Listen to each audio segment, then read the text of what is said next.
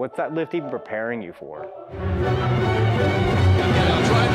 told you he'd pick him up and slip him to the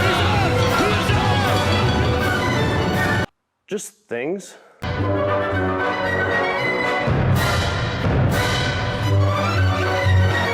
Despite the appearance, the Zercher Deadlift is a great way to improve resilience and tissue quality around your back. There's no such thing as a bad angle for training our back, and the Zercher Deadlift gives us a very unique angle to do so. Let's check it out. Before we get started, it's important to keep in mind that if you've never done this exercise before, there's nothing wrong with going lighter than you think you need to go, or by propping it up at a rack so you don't have to go from the floor. But I'm gonna go ahead and show you the variation from the floor. So we're gonna get set with a wider stance, one that's significantly wider than a conventional deadlift, but not nearly as wide as our sumo deadlifts, because we wanna be able to get our arms between our legs. From here, we're gonna keep the hips high as we scoop the crooks of our elbows underneath the bar. We wanna make sure to really get our hands up, and that's where that increased height at a rack, or a decreased depth rather, might be really beneficial.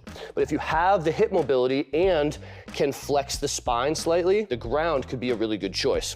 So from here, we wanna be able to brace. We take a big breath in, compress that air, and keep the bar close as we come up to the top. Make sure that we get our hips all the way through at the top.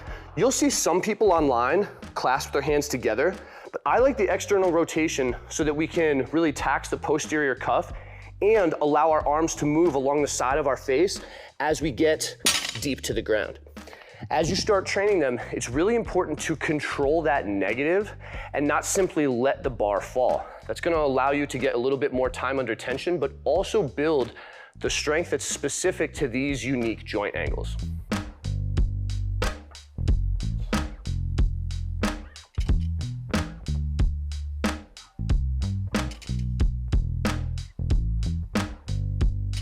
So if you're interested in making your back stronger and more resilient, definitely give Zercher Deadlifts a try. It can be a good hip dominant exercise to begin your workout before you move on to different upper body movements, push, pull patterns, etc. Go ahead and give us a like, a subscribe, a follow, so you can learn more tips to not have a glass back, like the dude behind the camera. He has a glass back. It's made of glass.